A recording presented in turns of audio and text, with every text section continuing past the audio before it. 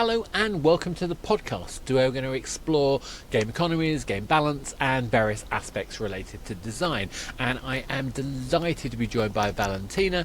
Valentina, tell us a little bit about yourself and what you do. Yeah, hi, I'm Valentina Tamer.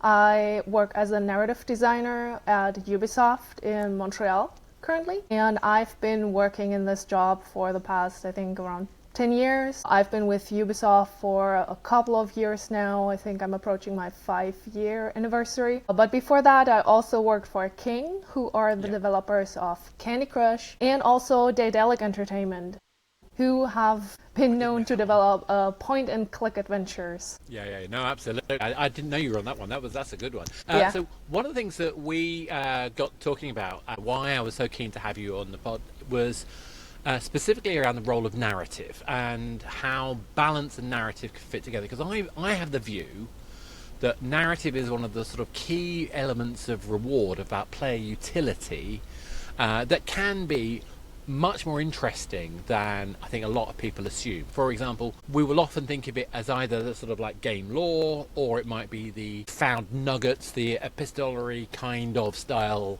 release of information about the world. But I think it's a bit more than that. I think it's more about like personal experience, about unlocking what our characters are what we've discovered in the world.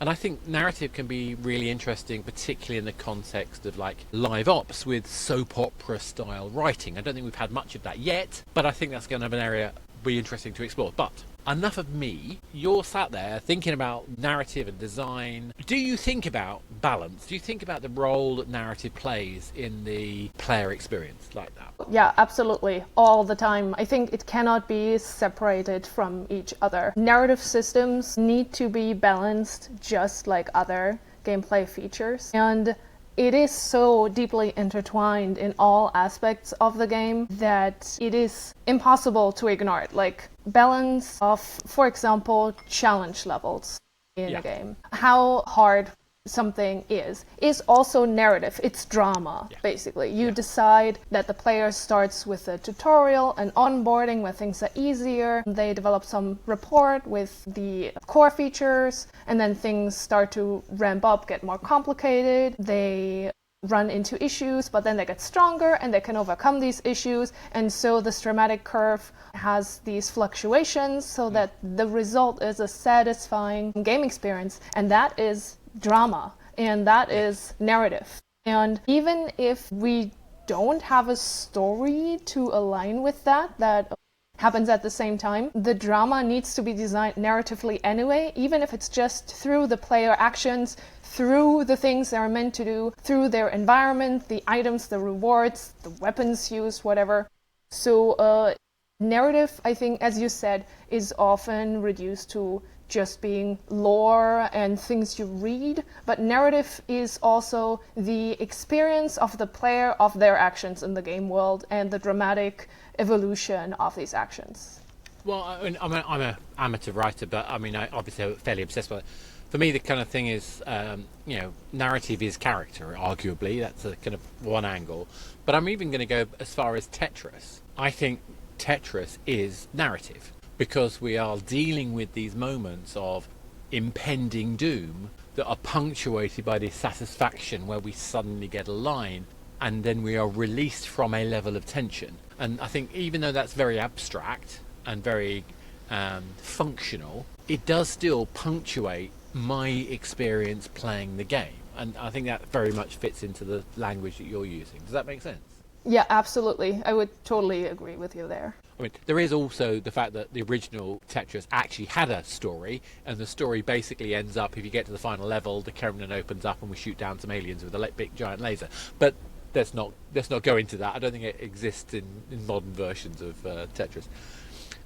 So if this physicality, I can't think of a better phrase than physicality. Let's call it physicality. It's kind of let's call it a Praxian action-based narrative moment. So I do, a game is a verb, I would argue, we do things in a game. That I think you're describing as having a narrative arc to it. How do you construct an arc when you're looking at gameplay, game lore, and this part in between, this connective tissue between gameplay and game lore that we're describing? I think video games are special in the way that they're a collaborative medium. So there's usually not one person sitting down deciding on these dramatic arcs, but it's a collaboration between game design, between the writers, between narrative design, level designers also. So my experience has been that it's usually a back and forth where there's no strict first step. It always depends on the project. Like if a project has a level-based system, for example, we already know, okay, each level is going to be a chapter of the story. That structure is provided because of the basic concept of our game design. And that is not something that I have come up with. That is what the game vision has been developed as during the pre-production phase or something. So when it's based on levels, for example, like some platformer action adventure thing, then we already know that the level design is gonna be at the front of the dramatic structure, so that the level design, game design, and writing kind of have to collaborate to develop these dramatic arcs and find something together. So there's kind of two things to that come to mind. So when we think about level design, we often think of it in like progressive elements. So like, level 1, level 2, level 3. So the first sort of aspect I'd like to explore is the difference between these kind of structured progression versus, say, a sandbox style experience. So there's that part, but I think I'm also interested, I think it's parallel, it's not quite the same thing, but what the economy does, what the resources, the rewards, that does against difficulty. Because I think there's a correlation between how we progress, what rewards we get, and what difficulties we essentially are facing, if that makes sense. So I think there's a complex range of questions I'm asking you there. One is sandbox versus level. The other one is the whole principle of like what role in terms of narrative and how rewards work to drive that narrative. So I don't know which one you want to tackle first, but I'm keen to sort of explore those two areas. Let's start chronologically. Sandbox versus predefined levels, basically. Yeah. In this case, it's really a matter of how much agency the player gets in the dramatic experience of the game. For a sandbox game, the narrative comes from the actions that we provide to the players and the interactions we provide to them, but also the environment, because the environment holds a story in itself. And that's true to real life as well. You can look at any building and it has a history, and it has uses often change over time, things get destroyed and rebuilt, and you see that history in its elements very often. So that in a sandbox environment, an environment still holds that narrative value, no matter if it's design architecture or more abstract stuff. Well, you said there's a great book called 100 Things I Learned in Architecture, which goes into exactly that, and also the physicality and what physicality. So we learn a load of stuff related to exactly what you're saying here, even in a virtual world where there was no strict narrative. Because the positioning and location and the flow between buildings inside environments was UX, was user experience. Yeah. So anyway, I'm interrupting you, but I think I think you made a really important point there about the fact that even the environment fundamentally changes what we're doing as an experience, and that means it is also narrative. Exactly, like just the geometrical shapes that we are navigating and the light and how it falls onto these shapes influences how we perceive an experience. So that is still very much present in sandbox games. And then the player just gets a lot of agency to define their own story through the action verbs that we provide to them. Because we still decide if this is a game about building things, constructing things, about creativity, or whether it's about destroying a bunch of things, or like killing lots of enemies or whatever. So the definition of the gameplay is what provides a narrative in this case. And we can also try to create dramatic blocks, where we know, okay, one dramatic block can be that the player sees a geographical landmark in the distance, and then they travel there, and then they find an item in there, and this is their reward for this exploration. And that is a small dramatic arc that we just put in there to discover, even though it's a sandbox environment. And I think Zelda did a fantastic job of building in the environment the clues of where you would find things to explicitly do in environment shaping in that sandbox mindset to do exactly what you're saying. I want to go and encounter these kind of things. Well, I happen to know if I look for these mountains, I'm going to find a new thing over there. I mean, you didn't know it immediately, but you came to learn that language, so it became instinctive. Does that make sense? Exactly. Yeah, that's a very good example for this kind of design. And the more specific the level designs, as in the more linear the experience, the more authorial power we grant the game writers, basically, because they can really define each plot beat and how long it's gonna take approximately. And so the narrative agency goes more to the game developers, as opposed to Sandbox, where we give more storytelling agency to the players. And both approaches are super interesting, and it's just two different ways of telling stories. No, exactly. But I think there's even more variation within those things, particularly when I'm thinking about, like, what does autonomy do to writing, and what does autonomy do for a player? I'm thinking about the way that Witcher 3 essentially faked it by the first item was always the actual item you would do and the narrative selection. The other items gave you access to more information so you could make those decisions about what you might do. But actually, the decisions were going to be linear in practice. I mean, there's a couple of areas where it's not linear. Whereas if you take some of the other kind of game, I mean, the classic sort of fighting fantasy style structures, the branching adventures, you get to like Heavy Rain with X number of endings, which is probably kind of the more extreme variant, where we literally have different outcomes as a result of thing. And obviously something like Baldur's Gate, where we have kind of a happy medium where some choices open up new options, other choices close those options down, but we feel ownership as a player, but the structure is being managed by the designers and by the narrative writers so that it's not completely unmanageable. Does that make sense? Yeah, that makes sense. I think every game can be arranged on a scale of player agency when it comes to story, and there are endless variations. It's not just very authored versus sandbox, but all the examples that you mentioned and even more. No, exactly. And this is where I come with my sort of theory on the soap opera writing. I think there are a lot of designers are coming in with, in my opinion, I mean, don't get me wrong, I always talk about Last of Us because it's one of the best games ever made, no question.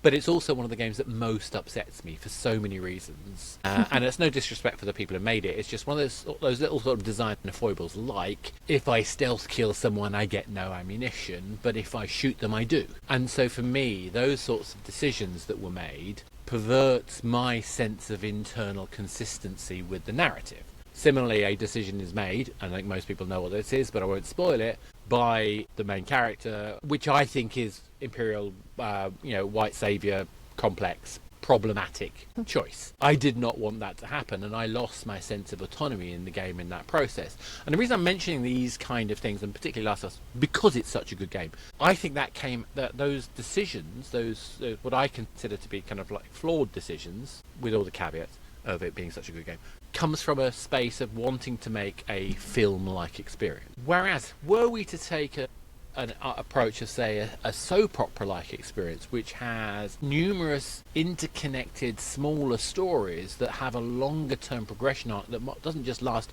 3 days but can last 70 plus years, to me that's a really interesting way to reframe this whole principle about how we're building stories, how we integrate that into a community experience, how we integrate that into a longer-term game experience. Now, I mean, I'm rambling here for a bit, but I mean, from what I'm saying, are they? Does that make sense to you? Are you seeing similar kind of, like? I'm not saying you should complain about Naughty Dog in any way, shape, or form, but do you see any kind of not mistakes, but choices that lead people to making constrained decisions? I think. Let me. There's a lot of information there. Yeah, it's a lot of information. Regarding your criticism of Naughty Dog, I'm thinking it's a lot about managing expectations in players, because there is value in providing a a role play experience where you are not yourself, but you play as a character. And even when you make choices, you just shape that character, and you don't gain the freedom. You don't have the freedom to act as you would, because you are not yourself. You are a character. So if a game gives you that expectation that you can make the choices that you would make, and then it turns out you're actually role-playing a character, that feels limiting or frustrating. Exactly, yeah. But even in that realm of distinctly role-playing a character, I have also had some frustrating experiences, and this is also not meant as a criticism of the developers, of course. Yeah, absolutely. Just my personal experience as a player when I played Detroit Become Human, which is a little soap opera-y, I think, because it's such a long, so many story strings that develop so many characters. I love it, but I think I know where you're going. Yeah, like same. Like I enjoyed it, but towards the end, I felt like I lost agency of my intent to roleplay. Like the kind of characters that I wanted to make of them, there were some like quick time events and action scenes in a game that is usually very cinematic and more like you make choices as you wish, and not it's a challenging game where you can fail. But in this case, there were suddenly challenging moments where you can fail, and that influences the story. And suddenly it wasn't anymore about what I want to do, but what I can achieve as a player. And so I just saw all the characters die or get like the worst ending. So I end up in an android concentration camp. And I was like, oh my God, I didn't make these decisions at all. And I can see how this might have been intentional, but it came so late into the game that suddenly my skills as a player were what made the decisions that I felt bummed out. Yeah. But I think you've really nailed it earlier by saying about setting the expectations early on. And I think where you're going to do those shifts, I think some of the, I think I remember the Android concentration camp thing as well. There's something really interesting narratively to put people in a situation where failure becomes significant and irreversible. And I think that for me, I mean, obviously, hopefully that's not the end of the game and there are other angles. I think there is a way out of the circumstances, if I remember correctly, but it's been a long time since I played it. But that sense of you're now seeing the consequences and having your agency removed is part of the narrative exercise. But how do you, I mean, it's such a hard thing to pull off. I mean, as that game shows, it's such a hard thing to pull off without leaving people feeling bummed out. Yeah, exactly. It's very ambitious, though. Yeah, very ambitious, for sure. I'm so glad it exists. I mean, Heavy Rain and Detroit, I both think both of those, I'm really glad they exist. I don't think I want to make those games because I think that would be too hard to do, personally. But it's the sort of thing that in my social life, I created a narrative dilemma game, an improv game, where you basically you're put in a no-win scenario. You've got 4 people, you've got incomplete information, and in 20 minutes time the ship blows up or whatever else happens that's terrible. And there's something magical about that, but that only works because everyone's in on the gig. Everybody knows they could all die, the world could end, all of the negatives are going to happen, and that kind of gives a certain liberty. But yeah, it's a difficult one to pull off. Back to the sort of sandbox and level kind of, we talked about the kind of sandbox, we talked about how the environment, how we can tell narrative in these moments, in these kind of set pieces.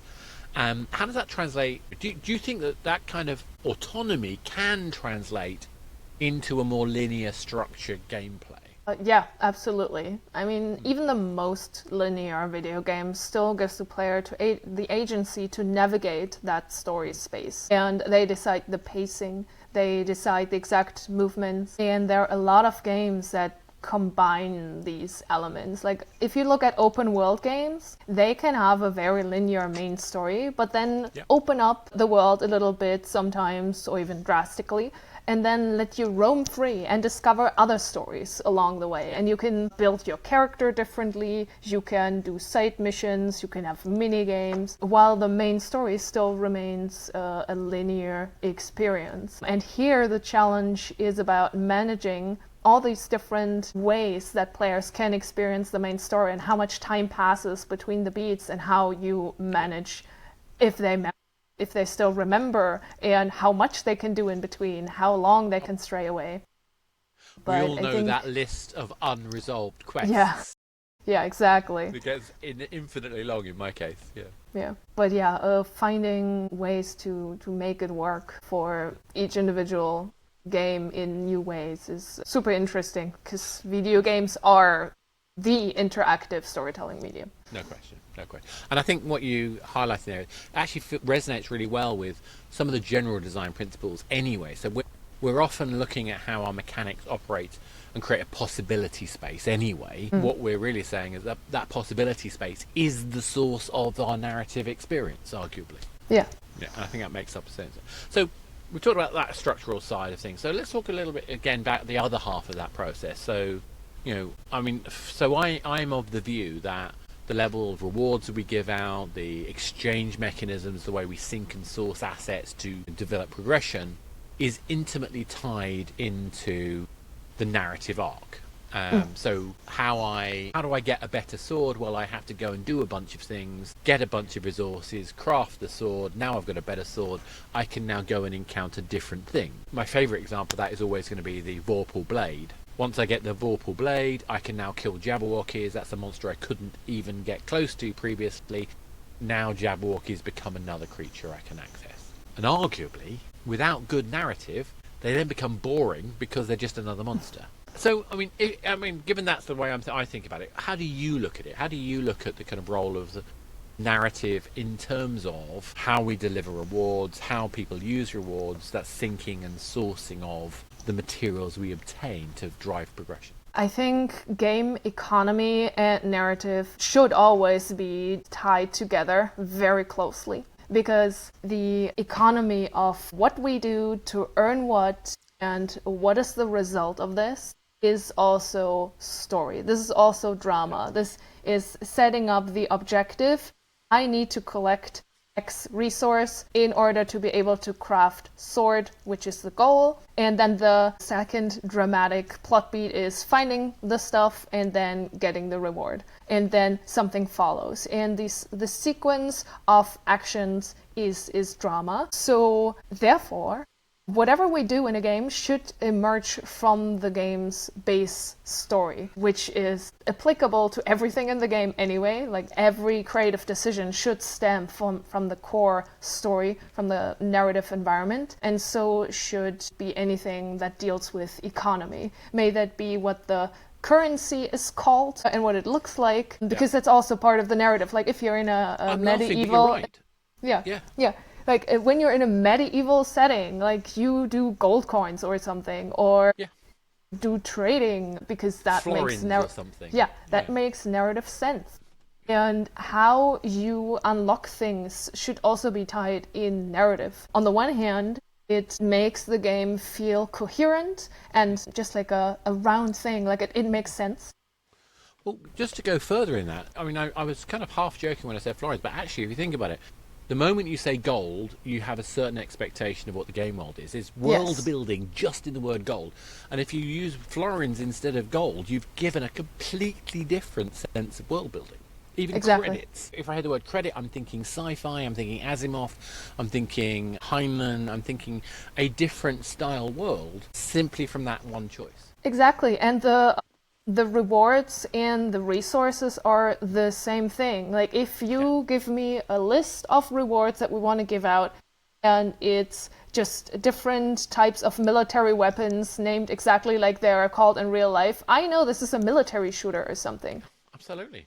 Yeah, or maybe like a political thriller or whatever, but it's definitely something with that down-to-earth military shooter element. But it also gives foreshadowing.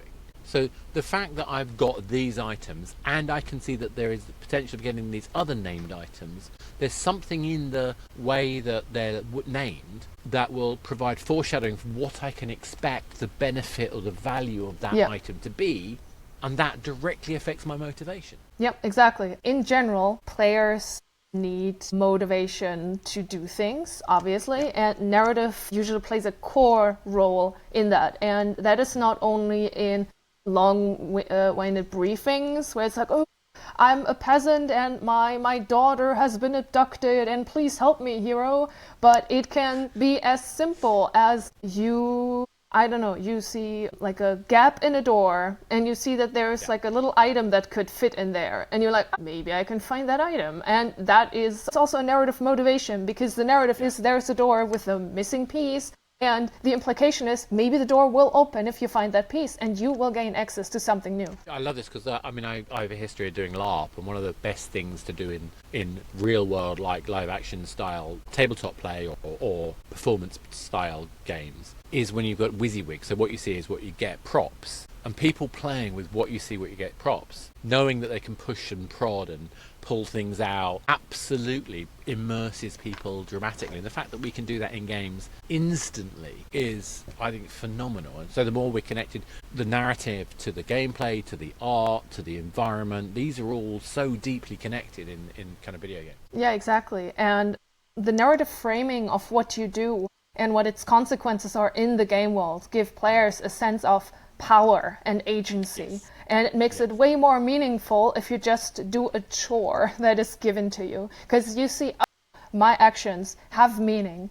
And this is how I will change, or the world will change when I do this. Like when I find enough material to forge this sword, I will be the coolest hero in the land. Yeah, and that absolutely is a narrative framing of your actions. Yeah. And I love the way you're using framing, because I think we don't use that kind of language enough. So, for example, the whole kind of the 1001 Nights, the Scheherazade kind of model of creating a framing story from which we then allow elements of gameplay to emerge, I think is a really fascinating way to look at, say, for example, a sandbox world. Sandbox world, we have these things. Actually, I'm thinking like an Assassin's Creed anyway, those sort of games where there is an overarching arc, but there are also these kind of structures of how certain game forms live within that overarching world. And the reason why I think that's so interesting is because if we can devise these framings, it makes it easier for us to create repeatable, engaging moments of experience. Yeah, for sure. And it's also, one shouldn't underestimate the power of emotional connection to fictional characters. Yeah.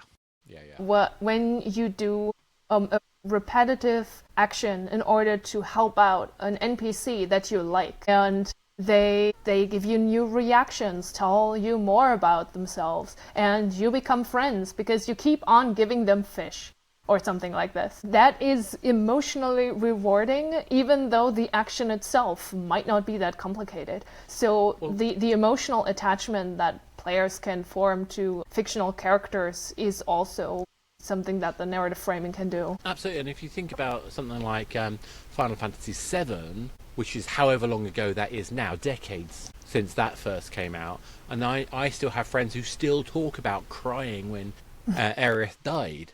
And if you look at it, back at it now, with the original kind of like imagery of it compared to, I'm not talking about the more modern versions of it, but it's pretty crude. And yet, we were so immersed with those experiences. They became very meaningful to us. Exactly. And that legacy continues to this day. So to carry this kind of flow forward, I think what we're saying is that if we ignore the narrative, we're ignoring an enormous potential, not just for the play a story, but also to have meaningful action, to provide weight and effectively payoff, which is a core part of the utility of the game. Make sense? Yeah, that makes total sense. And I would also dare to go further that you cannot create a video game without adding narrative, even if involuntarily. So if you don't purposefully craft your narrative, you just accidentally add something that is narrative, but makes less sense, is less engaging, less well crafted,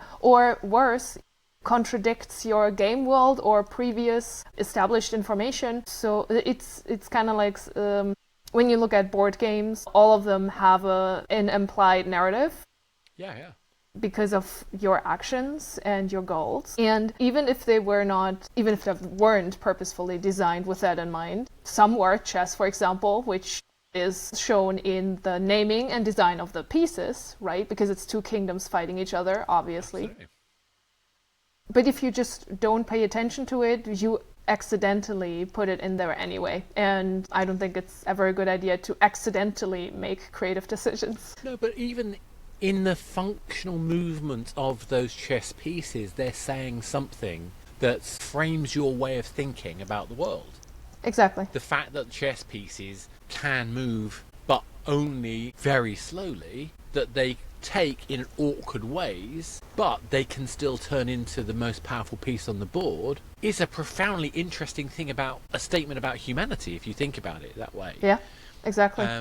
The fact that the king is the most powerful piece, allegedly, but it's so restricted, and it's a cause of vulnerability, again, I think says something about what society supposed to. Anyway, people have made better, more meaningful responses about what chess says, but I think to your point, everything functional has an implied narrative arc, and to my mind, what makes your game distinctive is how the player engages with that narrative, whatever that narrative is.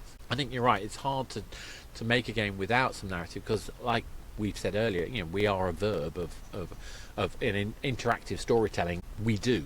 I'm hoping to chat to Jennifer and us too about this, but the differences of kinds of games. A game like beautiful game like Monument Valley, but where the interaction is specific and you're searching for the specific interaction, as opposed to I don't know, a Skyrim when I'm just going out and picking flowers because I feel like it. That liberty, autonomy versus directed doesn't mean they're not telling stories. Doesn't mean they're not games. They're just different ways of designing. Exactly. Yeah. So I want to get down a bit further into this, the role of reward, and particularly narrative reward, in terms of payoff, progression and difficulty. And I think you kind of said it very, very early on. So one of my favourite talks of all time at GDC was by Florian Steinhoff. I can't remember his surname. I'm terrible. I always get his surname wrong. Brilliant guy. He did a great talk about Jelly Splash. And in that particular talk, he talks about how important it is to have these extraordinarily difficult levels fairly early on so that you create a sense of meaning. But then you follow them with relatively easy levels that makes you feel satisfied and capable. And I think there's something narratively and instinctively meaningful about that. He calls it the FU moment. I think you can imagine what the FU stands for. But I think there's something about those building up that tension, that frustration, that want to throw the controller at the TV. Balatro does this quite a lot in as well, where you're so close to finishing that particular piece, and then the last minute something comes up, probably unavoidable, but then when you play again, because you've unlocked something, your chances of completing become greater. Is that a form of narrative in itself? I mean, are there other ways of doing that? What do you think? Yeah, I would say this form of challenge curves is overcoming the odds, which is a very dramatic thing, as in drama. Yeah. Thing in terms of storytelling, where somebody starts out in a position of powerlessness and insurmountable odds, but then they train hard, get better resources, get more people to help them, then they can come out victorious at the end of the day. It's very hero's journey if you think about it. Yeah, it's Joseph Campbell writ large. Yeah. Exactly. And I think there's tons of different ways how this can work. It can be made with balancing, with level structure, as in we have a segment in the level that's super hard and then it's followed by a bunch of easier things so you can relax, you can feel powerful, or you use weapons or a leveling system as these kinds of gates where you have a super tough enemy and you need the super duper awesome sword in order to even make a dent in their health bar. And then when you have that awesome sword, you can just about beat them. And then afterwards, you don't have boss fights for a while, but just normal enemies. And suddenly they're super easy. So you get to reap the benefits and the satisfaction of, oh, I actually am more powerful now. So I think that's something that is very commonly done in video games and designed for. And it is a very, as you said, like Joseph Campbell's hero's journey type of dramatic. It's the whole road of trials bit as well. Yep. For those of you who don't know, just do a Google search on Joseph Campbell's hero's journey. But basically, if you've ever seen Star Wars, and if you haven't seen Star Wars, what are you doing here? Go watch it. But you know the hero's journey the moment you understand Star Wars. But I was going to go a little bit further on that. So one of the things I try to do in my defining of my core loop, because I think core loop is a useful exercise. I tend to have 3 layers of it. I have a core loop, I have a context loop, so progression loop, and then I have what I call the cultural loop, so that's the social engagement loop. But within all 3 of these loops, I'm basically trying to write a 3-act play.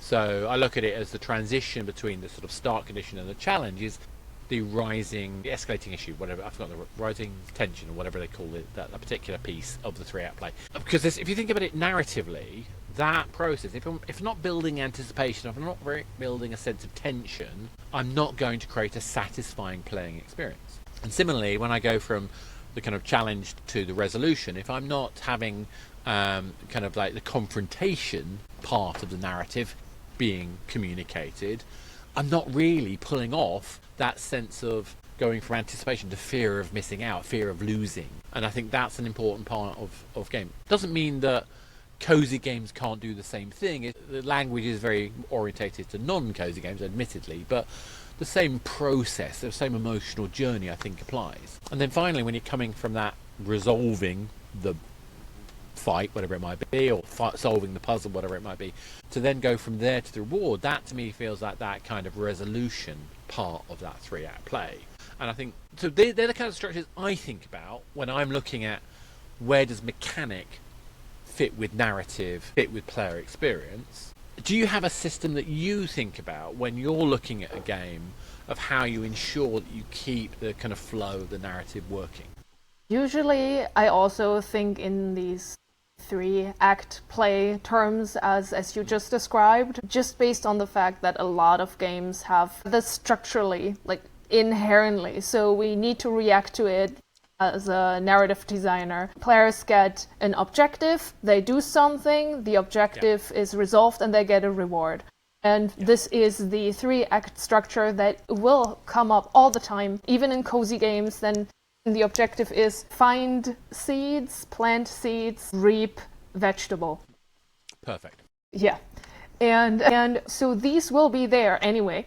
But how you structure everything around these small arcs is where the narrative can be a bit more experimental, I suppose. I often think of narrative in games as like a Russian doll structure, where you have the small arcs, which is just objective and reward, and then on top of that you have the structure of the level, for example, or the game moment or the game region, and then on top of that you have the even bigger arc, which is the game's chapter or something like this, and then the biggest arc is the entire game experience, of course.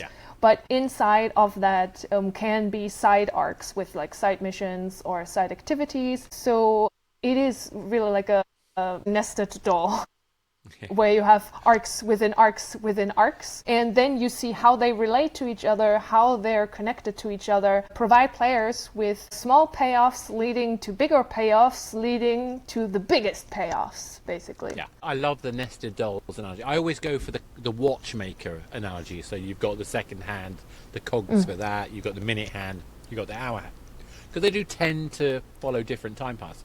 But the nested dolls is a lovely way of looking at it as well. But it's a slightly different metaphor, but this idea that inside this larger arc are these other elements which drive that forward. And without the understanding doll, we're not going to fully understand what the outer doll does. I think that's really lovely.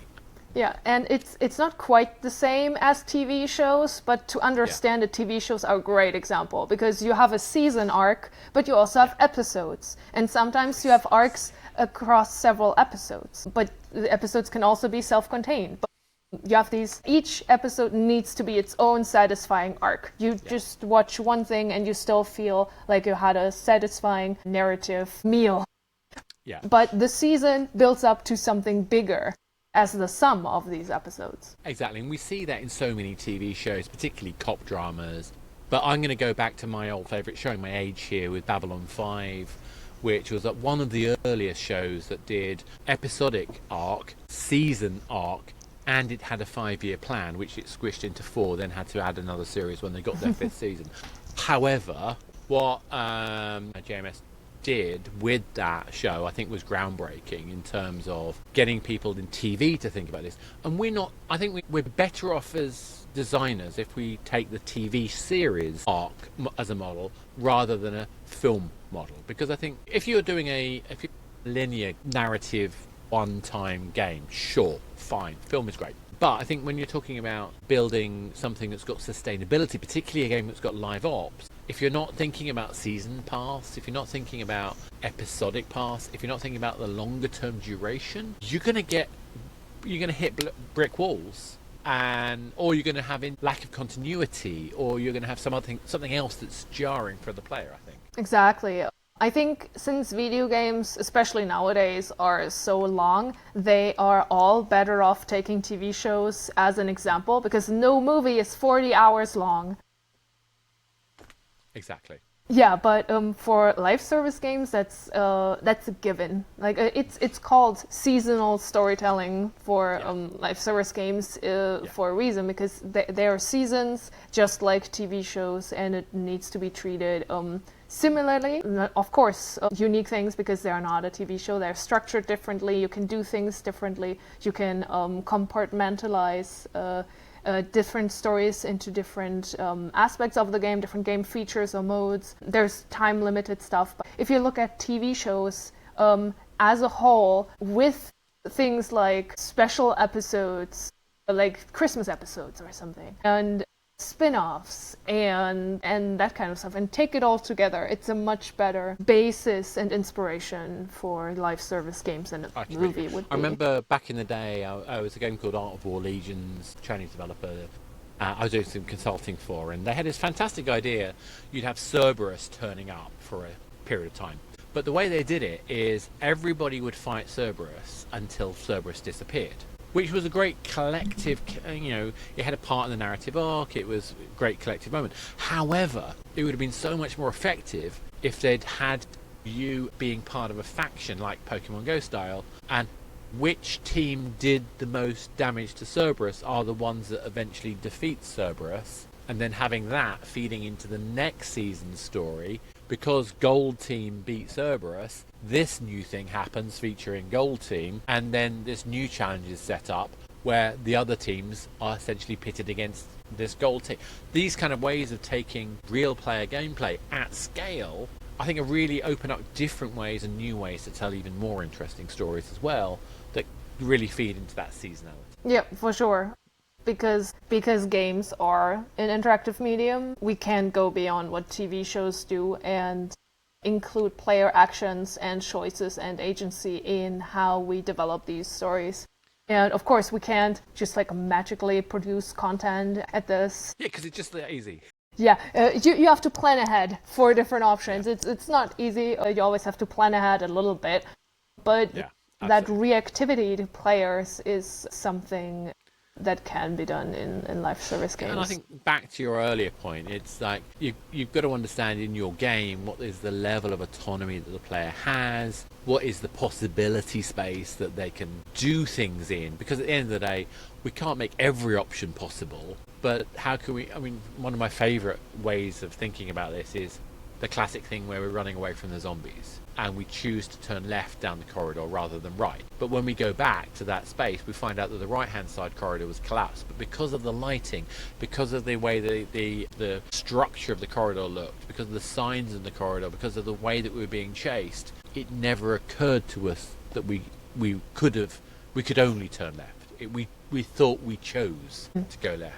And it's not just visual, I think there's narrative elements of that too, but the more we can be playful with player to ensure that they feel empowered to the right level, again back to your comment on Last of Us, to the right level, the better and more immersed, more rewarded they feel through play. Yeah, I guess it again comes back to setting player expectations, because if they know that their actions won't have an influence, but they can explore the world, get to know characters, unlock more information, and express themselves with outfits or something, and they know that their actions don't impact the story, then that is fine as well. But if you set up the expectation that they can deeply influence the story, and then it's all fake. It's always finding about a balance of setting expectations and fulfilling these expectations respectfully so that the players get what they think they were promised. Exactly that. And if you think about it, at the end of the day, what is a game if it's not a promise in itself? Like anything we make is going to be, we're making a promise to the player, and we've got to be authentic to that. And I think the importance of authenticity in games is so fundamental. And I think if you look at some of the biggest failures that we've seen in the industry, it's often been because somebody didn't act truly. I mean, I'm always going to go back to Star Wars Battlefront 2, where the way that the loot crates were packaged left people feeling misled in the experience. Now, I'm not blaming the designers for that. I'm pretty sure I can understand why that happened, but it's an example where the gap between expectation and reality probably caused most of the problems that game experienced. Yeah, I would also say that. I think no matter what you decide for your game, you gotta lean into it and actually do it properly. Yeah, you gotta do it properly. Yeah, exactly right. So, I mean, I could carry on talking to you about this stuff forever. It's been an absolute pleasure. But I want to sort of leave the audience with, what do you think is the one tip that you would provide people who are coming at the game from looking at the economy, from the balance? What is the thing that narrative can do for them, and what should they be thinking about when it comes to narrative in context with economy design? Narrative should always be used to frame whatever is happening inside of the economy.